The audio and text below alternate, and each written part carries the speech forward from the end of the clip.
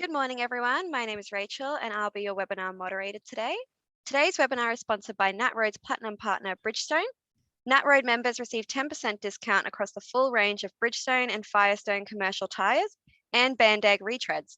Just quote your membership number next time you need to purchase new tyres to receive your discount and have your tyres fitted by the highly skilled Bridgestone team.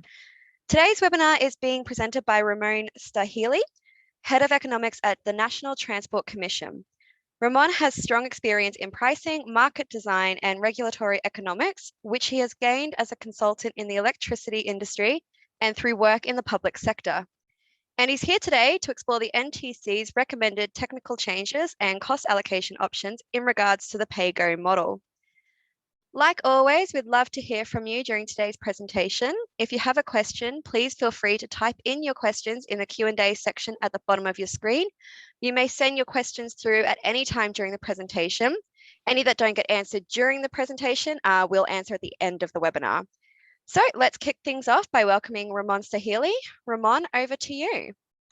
Yes, good morning, and thank you very much, everybody, for the opportunity to talk to you today about the heavy vehicle charges determination and the sort of issues we're seeking feedback on. So what I suggest we do is go through a presentation that gives you the sort of background. More than happy to answer any questions as we go through. But then also at the end, we can have a wider discussion if that's useful for you. So next slide, please. Just in terms of what I want to cover today, I should also mention I've got my colleagues Michael and Chris here also to help me with the presentation to answer any questions you may have. So if you ask questions, they might chip in and help answer those as well. So I just quickly want to do an overview of what the determination is about, excuse me, and how the system works. But the main part of the conversation is going to be about cost allocation and implementation, which is really where the effects of industry come into it. Next slide, please. So by way of introduction, the reason we're doing a determination is that the Infrastructure and Transport Ministers meeting directed the NTC to do so in November 2019. So we've explored a range of technical cost allocation and implementation options, which are now presented in the consultation RIS, which we published on the website on the 29th of June for public consultation. The public consultation period runs to the 24th of August. And the purpose really is here to present these options and gather feedback you might have verbally, but also to hopefully give you the background so that if you want to make a formal submission through the website, that you have the information to do so. The website has a variety of ways in which you can make submissions. It ranges from anything from a quick sort of 2-sentence message right through if you want to upload a 200-page PDF document, that's possible as well. Next slide, please. So before we look at the determination, I just want to provide a quick refresher on how PAYGO works. So the PAYGO model is currently used to calculate the heavy vehicle cost base and set the heavy vehicle charges. So while the determination looks at the model and its inputs, the basic architecture of how it works will remain unchanged. So we need to understand how this model works before we can look at the potential changes. Next slide, please. So first of all, how our charge is set. You can see on the left, road agencies, they report historic road expenditure to the NTC once a year. And we take that road expenditure and use the PAYGO model to calculate a cost base and provide advice on heavy vehicle charges to the Infrastructure and Transport Ministers meeting, which you can see as number 3 on the right. Now, ministers, they consider that advice and then make decisions on heavy vehicle charges, and ministers are completely free to make any decision that they want, regardless of the advice or information that the NTC provides. Next slide, please. So how does the model work? Again, this is a broad description of how it works. So if we start on the left, you can see in the red square there, that's the road expenditure that state and territory road agencies report to us every year. And we put that into our model and use a cost allocation process, which allocates these costs by different expenditure categories to effectively heavy vehicles and light vehicles. So it splits that expenditure between the two vehicle groups. And even within the heavy vehicle cost space, which is the yellow square there in the second box, even within there, we allocate these costs to different heavy vehicle types. So we, for example, allocate these costs between your 2-axle rigid right up to your triple road train. And based on this information, we then have a cost recovery target called the heavy vehicle cost base. And in the third box there, what we tend to do is we work out a combination of the road user charge on diesel fuel and yearly registration charges, and specifically the roads component of registration charges, that when added up together is designed to recover the heavy vehicle cost base identified in step 2. Now, when it comes to collecting these charges, obviously the road user charge goes to the Commonwealth, and the roads component of registration charges goes to the states and territories where the vehicle is registered. Now, at the bottom of the graph, you can see the treatment of the National Heavy Vehicle Regulators budget. So on the left, we simply take the budget approved by the infrastructure and transport ministers on a yearly basis, and then work out a regulatory component of registration charges. And that is collected at the point of registration by state and territory road agencies, but passed through directly to the NHVR so its operations can be funded. Next slide, please. So when we look at the structure of this determination, there's 3 main components to it. There's a bunch of technical model improvements which we're recommending, which we believe, well, they're fairly common sense and unlikely to be overly controversial.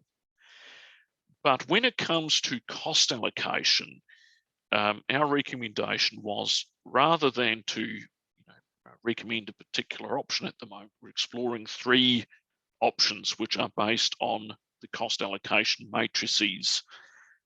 On the left, you see the current approach. In the middle is what we call modified current, which is a slight change to what we do now.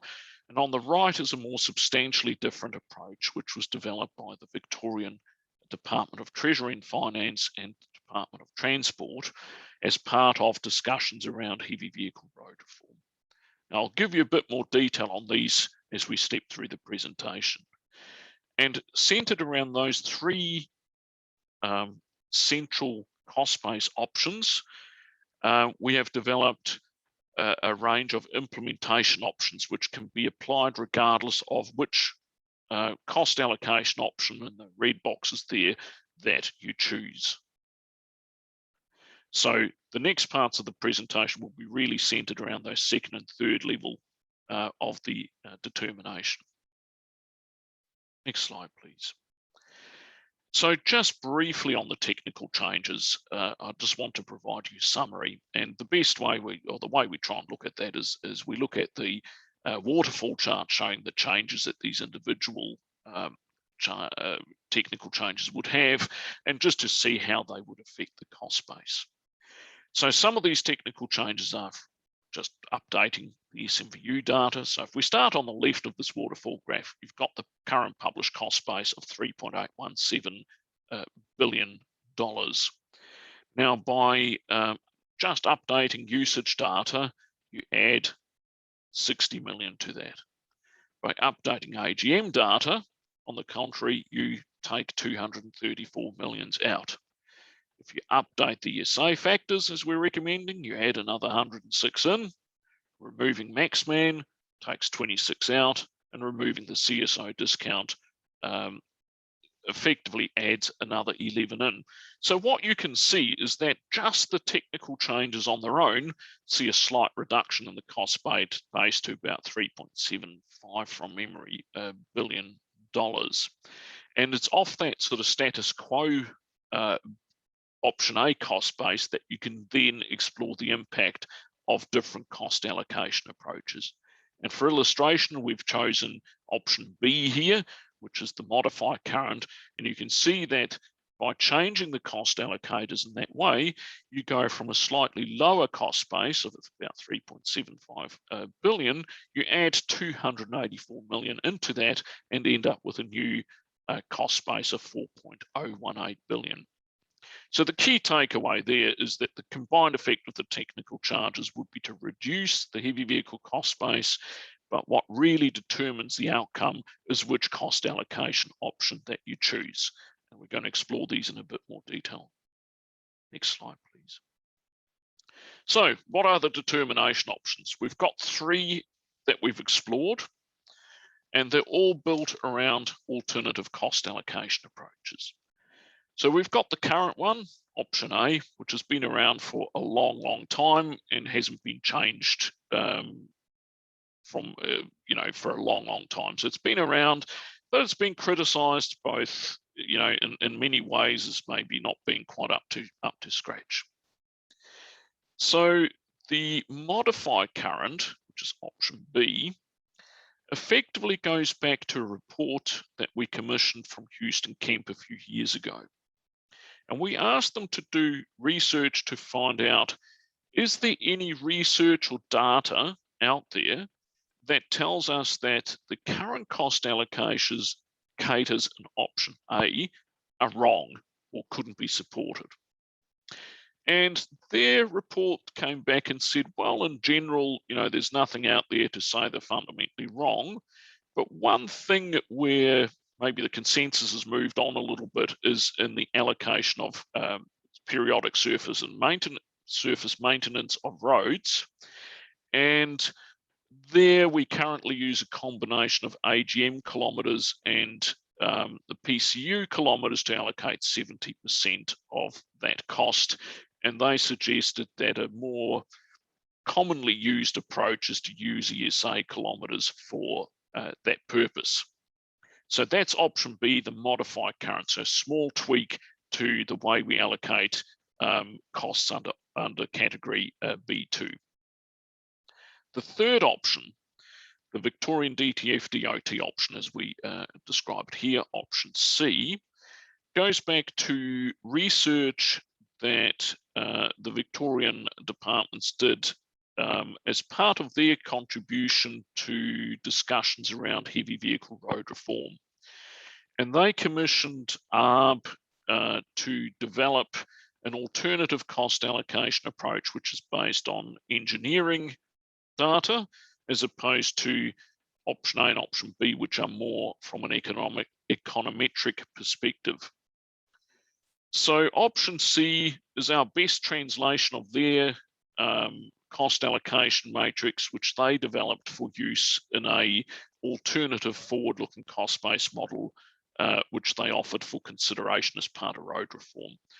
And that forms option C. Next slide, please. So let's just have a quick look at how much this matters. So this table, the first row, shows how much is the total road expenditure which actually is allocated. So what goes into the model? And that shows that under all these options and the status quo, you've got 17.233 billion allocated. So if we start at the left, so if we look at the status quo for 2021 heavy vehicle charges, that currently gives us a heavy vehicle cost base of 3.878 billion.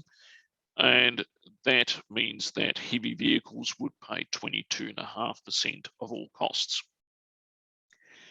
If we look at option A, what we've done there is we've added all the technical charges and the new usage data and so on. So that gives you effectively a new heavy vehicle cost base of 3.734 billion, which is 21.7% of total cost. So under the current cost allocation approach, option A, the cost base goes down and also heavy vehicle share of the total goes down. If we look at option B, which effectively is that slight modification to using ESAs as a cost allocator for periodic maintenance, surface maintenance of roads, lifts that up to 4.018 billion. And that's the number we saw on the right hand of that waterfall chart before. And that would result in heavy vehicles paying 23.3% of total costs.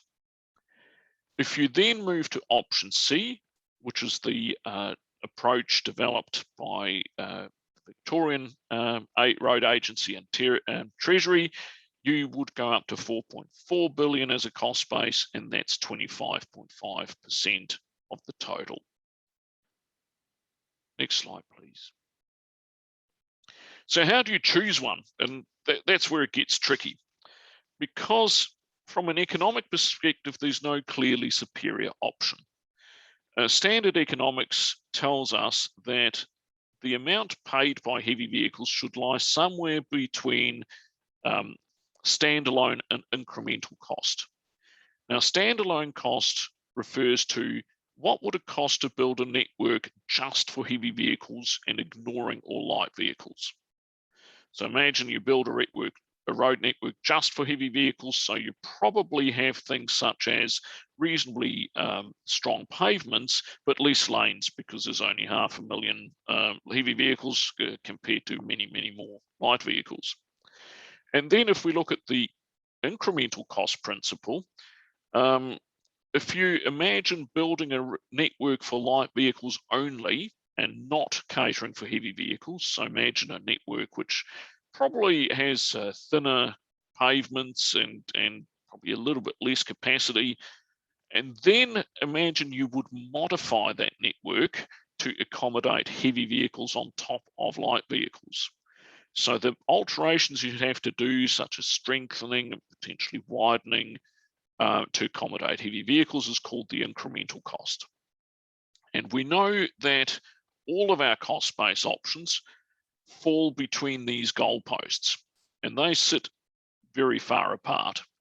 So I believe the standalone cost is around 7 or 8 billion, whereas the incremental cost is around is below 3. So you can see all our options fall between these goalposts. Therefore, standard economic theory doesn't really tell us which one to choose. So it comes down to other considerations and a degree of judgment. So if you think about timing, there's pros and cons of implementing a change now. Some might argue, well, if you're going to do it, you might as well do it now. Others might say, well, given that, for example, heavy vehicle charges are below, recover an amount less than the cost base, they might say, well, what's the point of increase in the target when your current revenue is below that? So there's pros and cons there.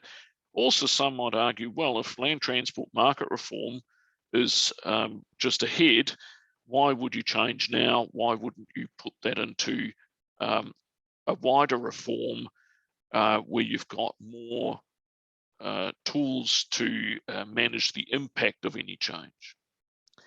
And other considerations you might take into account is that, well, the economic approaches under option 1 and 2, they've got their data problems and aren't overly conclusive. However, the engineering approach is based on Victorian data only, so it hasn't been tested nationally.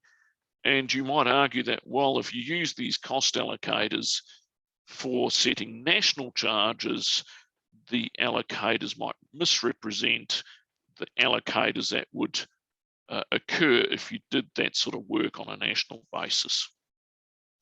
So clearly, what we're seeking really is feedback from stakeholders on how do you see the trade-offs, and how do you believe, which option do you believe best serves the purposes of this determination.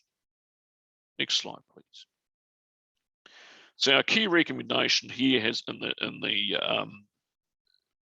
the consultation is that we develop these three broad options for ministers' consideration. We're seeking feedback on that and your views on the merits or otherwise of the various options. Next slide, please. So once you've chosen any one of those determination options, you need to think about, well, how do you implement them? So the standard approach in the past has been to just introduce new heavy vehicle charges in one go. But there's also some evidence that in the past that some changes were phased in to manage impact. For example, the A-trailer charge in its day. So if you think about it, direct implementation of new heavy vehicle charges in next financial year, would require increases of between 8.2% for the current option, option A, and 27.6% for option C, which is the Victorian DTF DOT option. And if you look at that, it fairly quickly becomes apparent that direct implementation may not be feasible. First of all, ministers have historically been reluctant to approve large increases, but second, the economic consequences of such a significant increase may be quite severe in the current economic climate. And there's also, we need to realise that heavy vehicle operators may not be able to pass on significant increases to their customers. So as a result, we've developed alternative options or an alternative option to direct implementation. Next slide, please. So the option or the alternative option we've developed is a 3-year price path. And what that would involve is ministers agreeing to a fixed percentage price increases for 3 years. And then after that 3-year period, we would report back to ministers and they'd reconsider and ideally set another price path for the next 3 years. Now, the challenge here is, of course, you could choose any possible percentage increase. There's no real science behind it. So rather than come up with a recommended percentage, what we've got is 2 examples of how this could work. Example 1 involves charges increasing on average by 3.5% each year. And that roughly reflects the historical cost-based growth rate. So that's your example 1. And example 2 is increases of 6% each year, which is higher than the historical cost-based growth rate. And in some ways, that option may narrow the gap between charges revenue and the cost base over time. So let's have a little look at these options in more detail. So just illustratively, if you look at the blue line here, and you believed for a moment that future cost bases would increase by 3.5% per annum in line with historic growth. Know that is never going to be the case, but just for illustrative purposes, that's what you'd see with the blue line. So you'd see a massive increase in year 1, and then increases of about 3.5% per year thereafter. The alternative options of 3-year price paths look a bit different. So if we look at the example 1 with the 3.5% per annum increases, that's the red line. And what you can see is there's no big step change in the first year, but instead you have a gradual increase of 3.5% per annum. And the other thing you can see is that in some ways the gap between revenue and the cost base stays about the same over time. When you look at the yellow line, it's basically the same as the red one, but steeper. And again, what you can see, it hasn't got a big kink in the first year, so there's no big step change, but it rises faster, obviously, than the red line. And again, if things behave like they do in the past, and we sort of know they didn't, but your chances of the catching up with the cost base are a bit higher under this option. Next slide, please. So just quickly want to talk you through, well, what does that actually mean for the charges that would apply on the ground. So the current ruck rate is 26.4 cents a litre. If you went with direct implementation of option B next year, you would see that rise to 32.2 cents. Now, part of that rise is to close the gap between revenue and the cost base, but also if you look at the technical changes we've recommended, is that one of them is that we adjust our revenue forecast for likely ruck leakages, and that adds another, I think, 1.2% into that total. So that's why it's so high. If you look at the 3-year fixed price path examples, if you look at the example 1, what you can see is instead of going up massively in the first year, it's moderated a fair bit, and you have increases of around 1 cent per year over the 3-year period. The 6% option or example goes up a bit faster with increases of about 1.6, 1.7 cents per year over the 3 years. So that's the road user charge. Let's look at the registration charges next. So if you look again at a direct implementation of option B, you can see some fairly big increases in year 1. And it starts, for some classes, it's actually quite moderate. And that's, if you look at the first row there, 2-axle rigid trucks under 12 tons, they only go up by $10. However, because you're realigning the relativities between these charges in one go under this option, there's also some classes that experience massive increases. So if you look at, for example, the 2-axle bus over 12 tons, that goes from $651 to $2,606 a year. So again, these sorts of increases it's doubtful whether they're practical. So let's look at the alternatives instead. First, the 3.5% example for 3 years. What you can see there is the changes are much more moderate. As you'd expect, 3.5% per year. There are some that go up a little bit more, some that go up a little bit less as we readjust the relativities, but on average they go up 3.5%. And if we just pick the 2 classes we looked at before, the 2-axle rigid up to 12 tons now goes up a little bit more, so from 617 to 636, and then 664 in the in the 3rd year. But what we've moderated considerably is, for example, the 2-axle bus over 12 tons, which now goes from 651 to 722 over 3 years, rather than about $2,600 in year 1. If you look at the 6% option in the next slide, the pattern is very, very similar to the 3.5% option, but the increases are steeper. Still, if you look at the first line, the 2-axle rigid up to 12 tons still goes from 617 to 698. So it's not too massive. And if we pick the 2-axle bus over 12 tons, it goes from 651 to 748. Again, a much more moderate increase than we see under the direct implementation option. So again, how do we choose between implementation options? There's some trade-offs there. Next slide, please. Oh, sorry. First, before we look at the pros and cons, just a quick table to show what the overall financial impact would be on industry.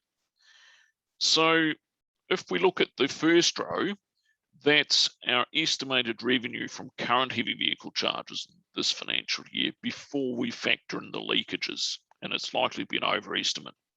So once we factor in the leakages, we go to 3.35 billion as where the current revenue is. So if you look at option B here, if you went to direct implementation, you jump about 750 million in a single year from 3.35 to about 4 billion. If you then look at the 2 3-year fixed price path options, you can see the increase is much less. So you go from 3.35 to about 3.48 billion under example 1, and from 3.35 to 3.56 billion under the second example. So you can see the overall impact on industry under these examples is much less than a direct implementation, as you'd expect. Next slide, please. So putting this into perspective a little bit. So how have operating costs developed over the years?